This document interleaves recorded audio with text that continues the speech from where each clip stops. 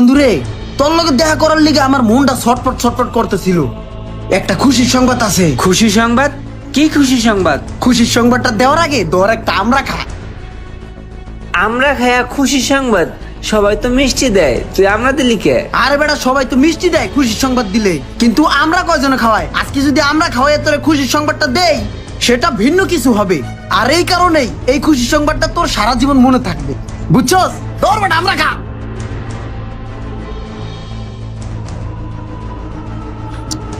জম্মের টক বেড়া। কত খুশি সংবাদটা কি কহ? খুশি সংবাদ হইলো কি জানোস? তুই আমার যে বুদ্ধি দিছিলি না, এই বুদ্ধি দিতে আমি যাচ্ছিস। 15 টাকারই নামাইছি, 15 টাকারই প্রেসার করেছে, আরো 30 টাকারই অর্ডার দিছি। আজকে একটা পেমেন্ট করবো, দোয়া করিস। এর লিগে তোরে টক খাওয়াইলাম, আর বুদ্ধিটা তো তুই প্রথম দিছিস আমারে। ঠিক আছে বন্ধু, লাভু লাভু খাক জায়গা।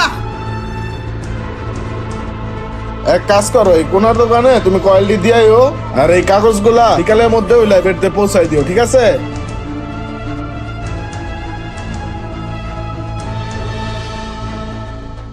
আরে সোহাগ ভাই, কি অবস্থা ভাই? তেল ঢেলে টানতাছেন, এই একটু আদ্রু তেল কিনা কি লাভ হয়? এই যে যাইতাছেন খয়রাতির মতন যা না হেন, কোনো লাভ আছে?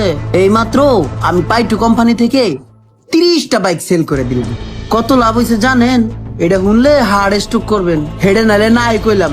এই ছোটখাটো তেলের বোতল হচ্ছে লাভ হবে। বড় কিছু করতে চাইলে ইনভেস্ট করেন, ইনভেস্ট। আমাদেরকে দেখে কিছু শিখেন। আরে ভাই, তোমরা বড় বড় ইনভেস্ট করো করো, সমস্যা নাই।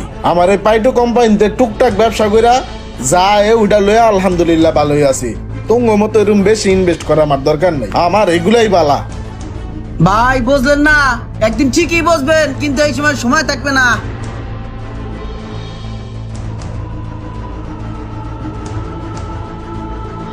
এই গ্যারেজে যত গাড়ি দেহ সব আমার। এই মাসে পাইটু কোম্পানি থেকে 30টা গাড়ি নামাইছি। অলরেডি সব গাড়িগুলো বেচা হয়ে গেছে ভালো দামে। আমি আরো 300 গাড়ি নামাবো। 300 গাড়ি নামাবি? তুই টাকা পাবি কই? টাকা জোগাই দেবো ভূতে। আমার বাপের বাড়ি আছে, ওইটা বেচবো। আমার বোন জামার বাড়ি আছে, ওইটা বেচবো। একবার যদি টাকাটা হালাই দিয়ে 200 গাড়ি নামাই আনতে পারি, তো মামা খেলা বাজ্যা যাবে গো মামা, কোটিপতি তো হইয়া যাবো। ইপাইটু দেখাইলাম আমি, আর কোটিপতি হইতাছি ইমরান। না, আমারও এখান থেকে ইনভেস্ট করতে হবে ইপাইটুতে বেশি বেশি।